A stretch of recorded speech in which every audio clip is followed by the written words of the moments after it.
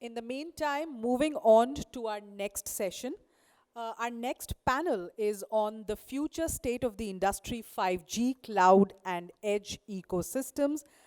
I would like to now invite our panelists and experts for this session.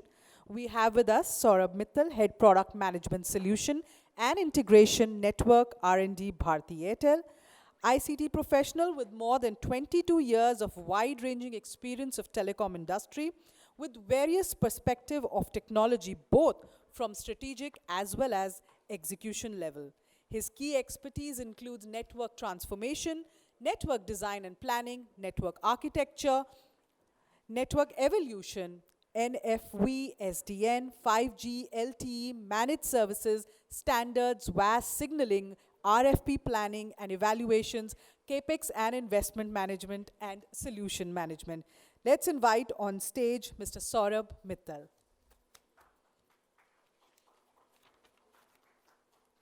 Our next panelist for this session, Sivakumar Selva Ganapathy, VP Johnson Controls. Shiva is CXO-level digital executive with a collaborative mindset and business outcome-driven experience in managing high-performing virtual teams globally, successfully delivering solutions, leveraging contemporary technologies, platforms resulting in growth and productivity. He is responsible for the engineering and innovation centers across 5 campuses in India to drive growth through leadership, innovation, and deep understanding of customer needs, collaborating with the company's global business leaders. A big round of applause for Shiva, please.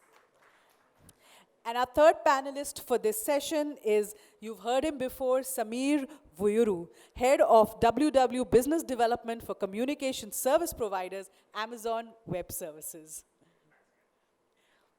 And the session will be moderated by Anil Chopra, VP Research and Consulting, CyberMedia Research. Anil, can I invite you on stage, please?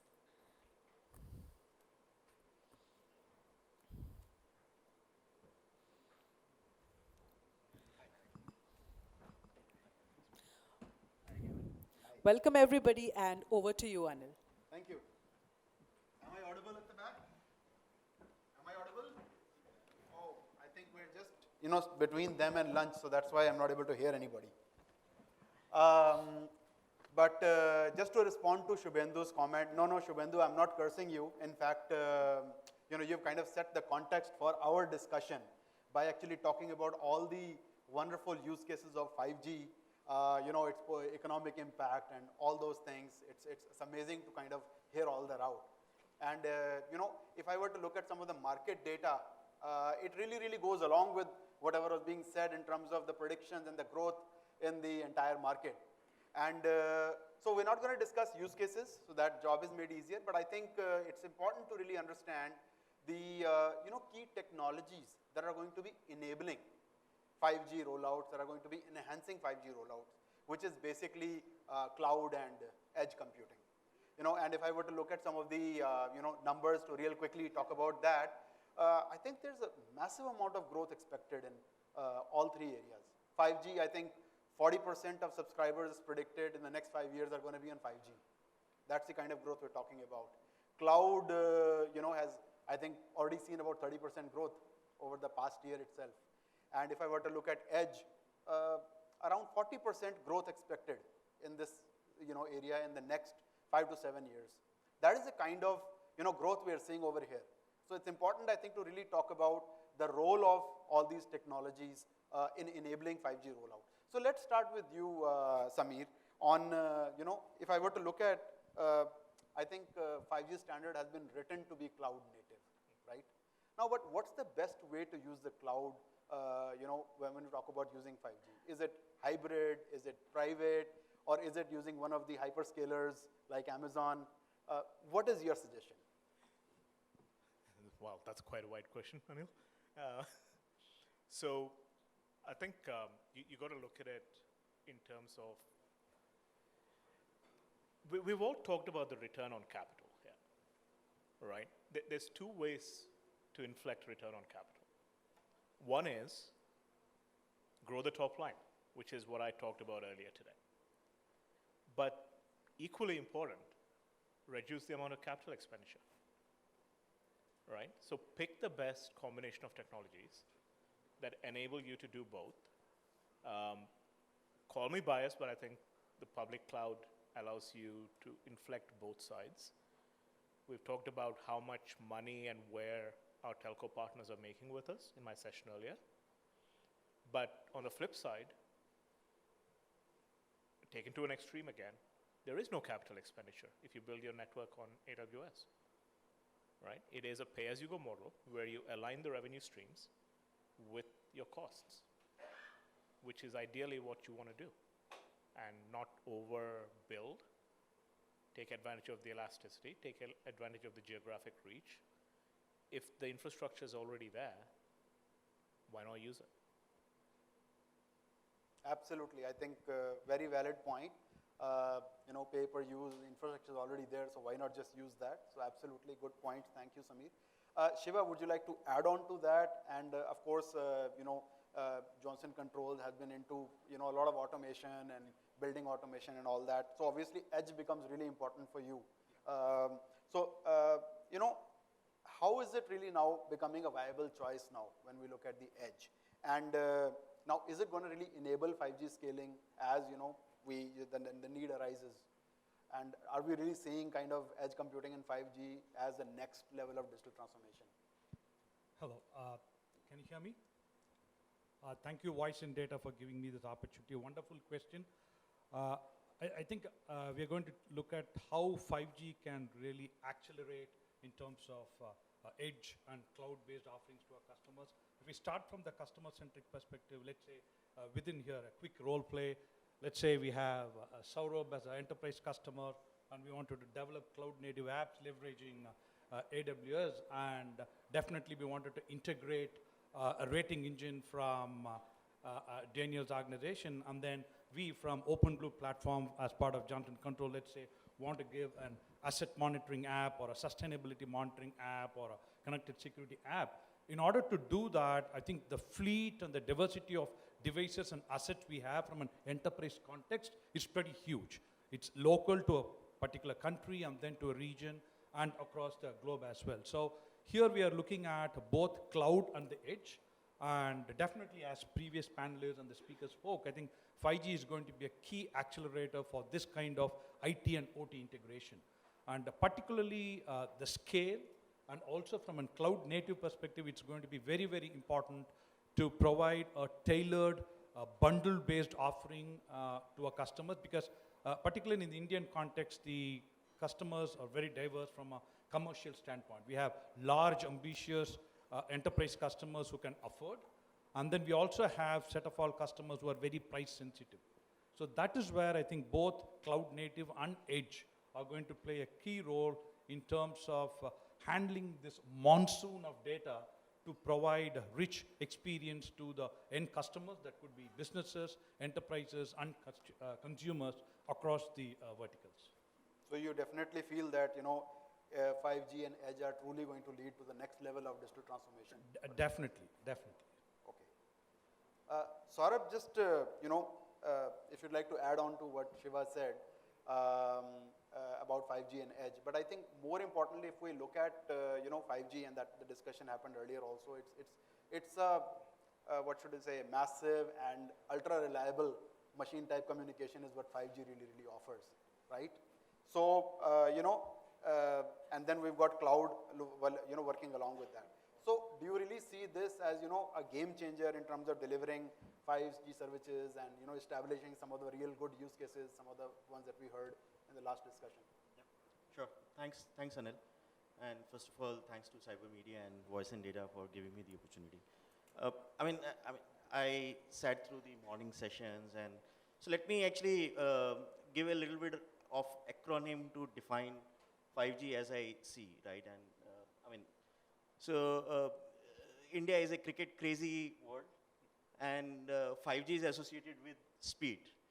So I am actually going to give an acronym which is speed plus, and which is a synonym of speed, that's pace, P-A-C-E, right? So let's look at, how the 5G through the pace is going to be a game changer. The P over here stands for programmability. I think Shyam talked about it. the 5G inherently makes the network programmable to the needs of the application, to the needs of the user, to the needs of the enterprise. So I think, so that's the very fundamental part of it. We have seen the technologies like network slicing, right? We have seen, I mean, there are components in the network, which is RIC and things like that, which essentially make the network more programmable. So that's the first P. Second comes the A. A over here stands for automate or automation. I think again, for example, whether you take AI ML, whether you take again the way the network analytics actually get made available. And if you look at the self-organizing networks, this is something which was talked about a lot in the 4G space as well. But inherently, 5G, the way the fundamental technologies build up in the 5G, this is far more automative and self-learning, which is lending itself to the AI ML part of it. I mean, as Shiva said in his role play, right? I mean, this is one of the, fundamental beauties of 5G, that you can essentially use it the manner you want it. The C over here is the capability of the 5G, right? I mean, we've talked about whether it is machine type, massive machine communications, whether, there is URLLC type of use cases, or the EMBB itself, right? If you look at, these are the fundamental different capabilities which have been added by 5G. Sometimes, I think, these are a little bit underscored if you compare to the different access methods, right? I mean, for example, again, coming to a manufacturing facility, right, or a warehousing, which very, very large warehouses, which have multiple sensors. If the technology used was Wi-Fi, Wi-Fi 6, Wi-Fi 7, this is something we have been talking about. 5G essentially gives a much more predictable environment. So these are the inherent capabilities in the 5G, which actually makes it stand out as an access technology, to be used for a plethora of use cases. The last is E, right? Which is the exposure capabilities in the 5G. Sometimes it is a little bit not so much talked about. Now there are standardized APIs which are getting exposed through the functions called NEF, which 3GPP have kind of defined, which makes it all possible to be used and consumed by the applications, by the use cases, right? This is something which was kind of just put up by 3GPP or the standardization bodies in 4G, and people tried to build a lot of, gateways, API gateways, but these were not standards, right? These were not standard-based, and hence they were not fully exploited. Now, the last E essentially makes this, I would say, 5G as an innovation platform for all the different kind of use cases, right? So this is, I would say, that how the 5G is really enabling with this pace, and pace is speed plus. So this is not just speed.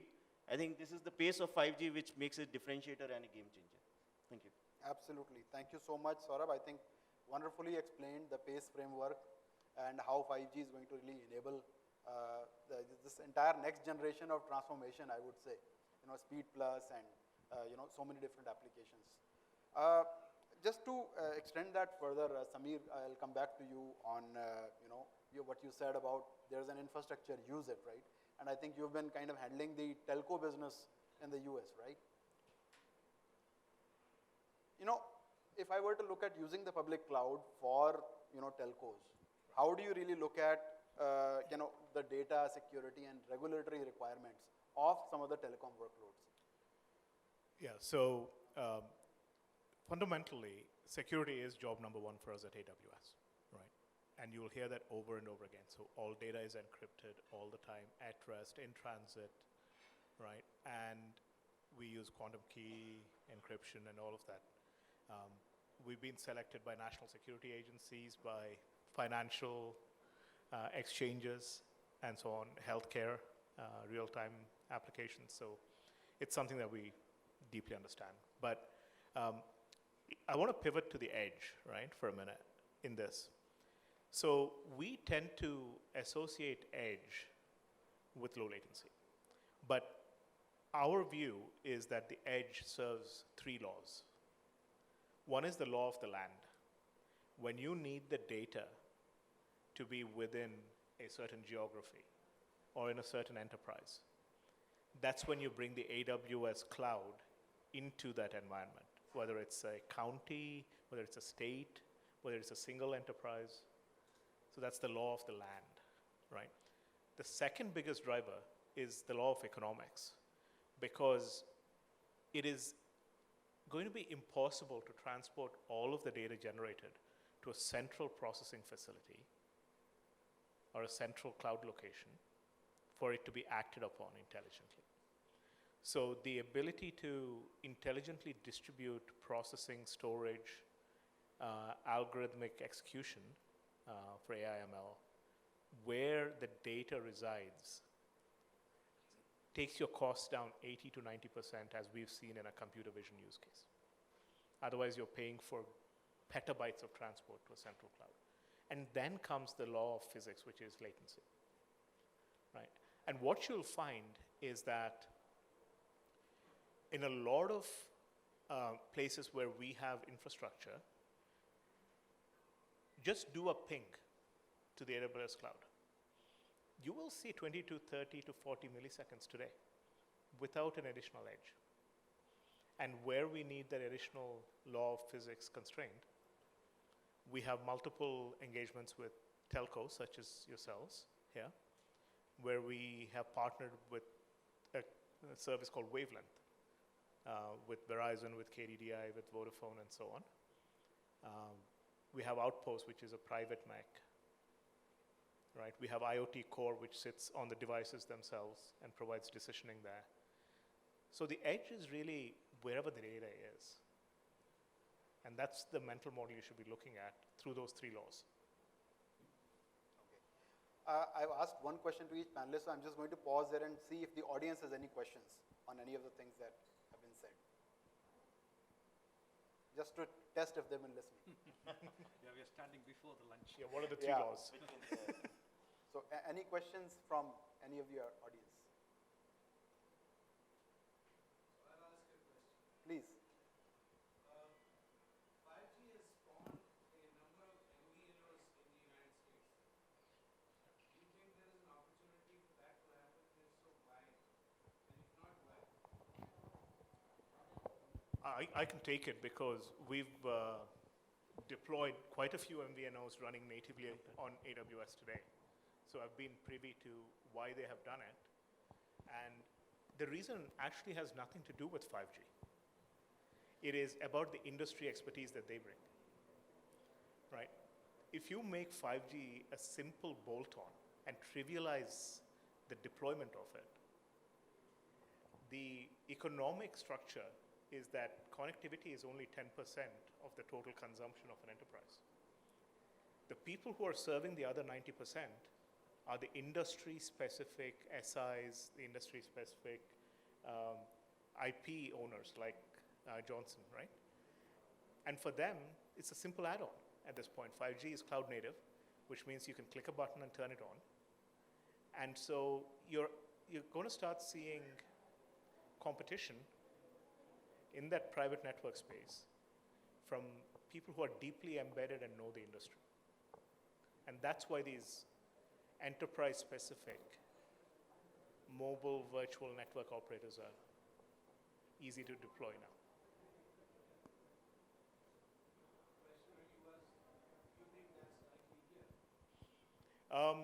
I don't see why not. But I think it also presents an opportunity for the established telcos to really create those specific industry vertical spin-outs quickly.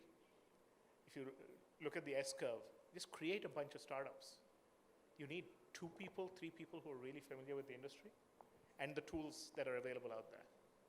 Go launch an MVNO. I can launch an MVNO spectrum willing in 2 or 3 days today on AWS. And also it depends upon, in India market, particularly which vertical we are targeting. And definitely we'll have to pick and choose which vertical, where MVNO is really required, and then deploy instead of one size fits all. So really depend upon what market segment we are looking at and really deploying it. But I agree with Samir, we should be able to experiment it and then take it forward.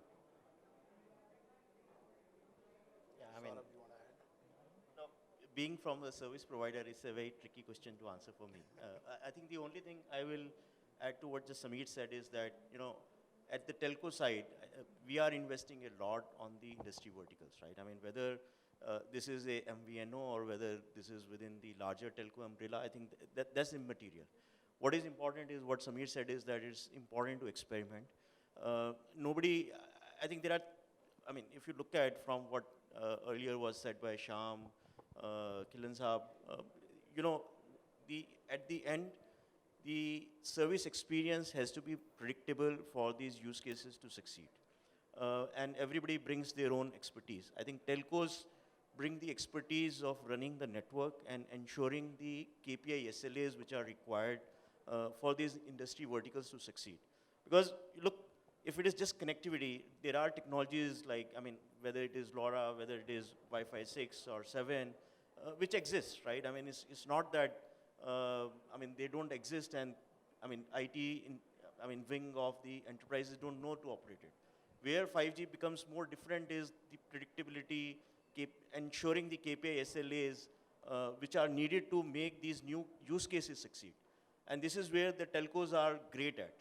So my sense is that, and this is something all the telcos, Kapil was here earlier, they have been investing a lot, working with the right set of partners. To say that, okay, telcos know everything, no. We are working with SIs, we are working with, many partners in this room, over stage, to see how do we actually build these capabilities in India. There are multiple models. Some models have succeeded in the Western countries. I'm sure that there are new models which can emerge at other locations, and the telcos are very well positioned to take this forward with the enterprises and ensuring that, what is needed gets done to make this happen. Thank you. Great. Shiva, just coming back on, you talked about how 5G and edge can be, the next level of digital transformation, but you didn't bring in cloud. So if I were to look at cloud, edge, and 5G, do you really see that as game-changing for some of the things that you do? You've been doing a lot of IoT, you're in the IoT space, but what about bringing in the cloud? So definitely, I think there are two patterns emerging, right? So one is how do we cloudify, and at the same time, how do we edgeify? It's going to be a mix. It's not going to be one versus the other. I think a few years ago, there used to be a term called, lift and shift, from on-prem to cloud, or you cloudify, right? So I think those days are gone. That will still happen, but that's not the real transformation to the extent what the market and our customers, our consumers are really looking at. Then we'll say, okay, let's refactor the architecture and then say, we'll make sure that it is cloud enabled. I think now with the volume of data we are talking about, we are at a point in time where we have to really look at how do we start a greenfield and by design make sure it is cloud native and leverage concepts like containerization so that we give our end customers an a la carte menu so that they can pick and choose what they need.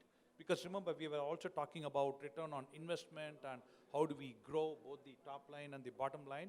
It's very important to cater to the customer needs. And if you're going to give a grand buffet when my appetite is really low, nobody's going to take it. So it's very important to really look at that cloud native approach, leveraging microservices architecture and also monetize those through APIs and of course being very secure about it. And particularly on the edge side of it, where we are looking at edge cloud, particularly in the telco sector, really looking at how the concepts of MEG, etc., to really have closer to the device. How do we do advanced analytics for the telco operators themselves to really look at monitor and using advanced analytics concept to self-heal and make those cognitive impact to maintain well and run, and also provided value-added services to the end consumers. So that's how I see how cloud and edge are going to interplay with each other and really look at whatever is needed at the edge, having security, reliability, low latency, and advanced analytics, take it to the edge. And at the same time, whatever we need, let's say real-time, less payload, less transport cost, etc., then you move it to the cloud and then interplay with it. So that co-mingling is going to stay.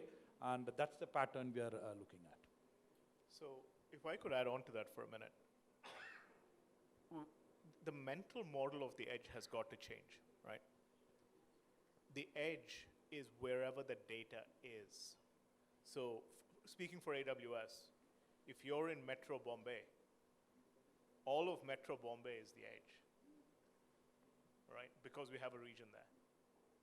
Whereas if you're accessing it out of Thiruvananthapuram or something, right, you will need an edge cloud deployed there to get the same benefits, right?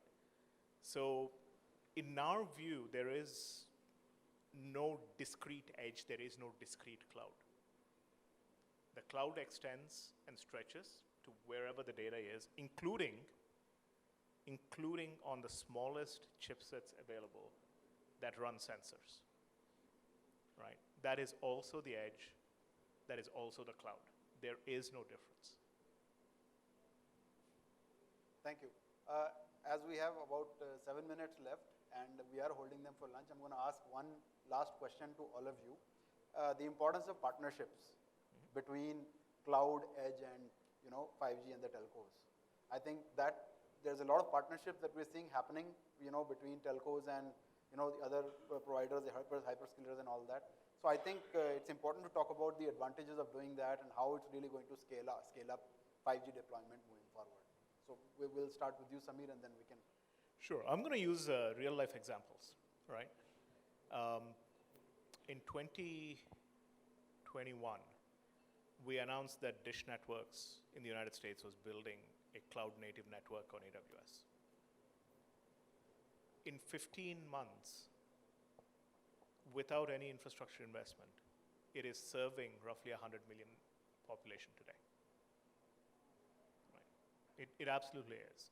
And it could not have happened without all of the ecosystem players, the BSS players like Amdocs, like TelcoDR, the core and RAN manufacturers, the Samsungs, the NECs, Nokias, so on, all of them committing to become cloud native, to build that. So there's literally more than 50 partners that ran on AWS to enable that network to be built at that speed, right? And the key is the uniform development environment.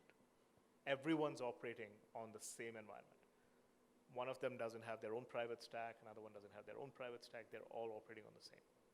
And the tools that you see out there, it's the tools that the IT guys use, right? The AWS console is the orchestration engine, right? So speed, very low cost of capital, right? And many, many use cases that they've deployed to B2B. We are in a world of interconnected relationship or 360-degree relationship, if you will. So, so it's very important that partnerships, customer relationship, and suppliers, etc.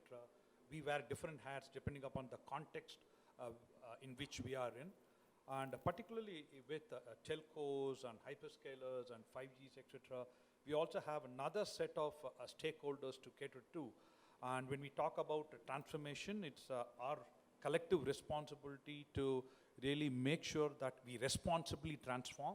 So we are also looking at other kind of partnerships to really look at how do we make sure these kind of, not specific to 5G, any kind of technology transformation, we are looking at, we are environment friendly, we are eco-friendly, we are also sourcing material that is sustainable or whatnot. So partnerships is very critical for any transformation, and particularly for this 5G in telco, where there are different point of views. If you Google it, we'll get it, okay. With all these micro cells and antennas, etc., there is an impact of bird migration pattern and some of the colonial bees and their fertility or whatnot. So it's very important that partnership is key, and both outside in and inside out. And also another critical aspect is digital literacy, right? So we are talking about in Indian context of urban and semi-urban and rural. So what kind of partnership we need to really leverage this partnership to improve the literacy and the kind of offerings we give, how they adopt it and adapt it as well. So partnership is very, very key, and it's very complex and it's intermingled. Saurabh? Yeah, I don't want to stand between everybody here and the lunch. Let me keep it very short. I think from a telco perspective, I mean, telcos have been used to working with a model called single neck to choke, right? I mean, you have a partner and you work with them on certain KPI, SLA. This has been the strength of most of the telcos, but the world is definitely changing. And I'm happy to share that we are partners to many of the people present in the room. I think we understand, I mean, telcos understand that this is now an ecosystem which has to be, I mean, supported between each other. There's this term of frenemies, I mean, which is friends and enemies, but we have to work together to solve the customer issues at the end of the day. That's something which is important. The second important part is, and I think this is something again a little bit overlooked, for a great experience to the consumer, to the enterprise, there are various domains which are essentially have to come together. There is I mean, if you look at just from a network perspective, right, and especially with the cloudification and the virtualization, many things come together is, there is a core network, then you have a radio network, and then you have the devices. Now, I mean, and of course, all the automation and the orchestration which goes along with it. If you look at the people who are, I mean, having expertise in these domains, right? I mean, the person having expertise in devices probably doesn't understand ABC of the core networks or the automation. The person understanding the radio network, he doesn't probably, or he or she doesn't, I mean, give a damn to what happens on the automation. These are new words for them, right? I think so. The partnership is a model to actually overcome, I mean, these kind of challenges, right? I mean, if you look at, these are not intersecting circles. This is, I mean, I think I've said this previously somewhere, that this has to be a union of these circles. So partnership is a model which actually has to be there for us to, at the end, deliver to the business outcomes, right? I think so. And all the telcos, I must say that, and especially from an Airtel perspective, we have been working with, whether it is, I mean, hyperscalers, whether it is private clouds, whether it is, I mean, infrastructure providers, I mean, on the compute side, storage side, I mean, down to the chipset levels. When it comes to the SI, I mean, parts, I mean, so there are whole this bunch of, I mean, ecosystem players that we work with to deliver on most of these use cases. Thank you. Great, thank you so much. So with that, we kind of come to the end of the panel, and I think I've stuck to my time, and I appreciate the panelists for kind of also working with me and helping me out and being on time. But some really interesting points have actually really emerged from our discussion. The PACE framework, and Samir, you talked about law of the land, economics, physics, in terms of providing the right infrastructure for telcos. Shiva, importance of partnerships and how 5G and is going to be the game changer for digital transformation and acceleration.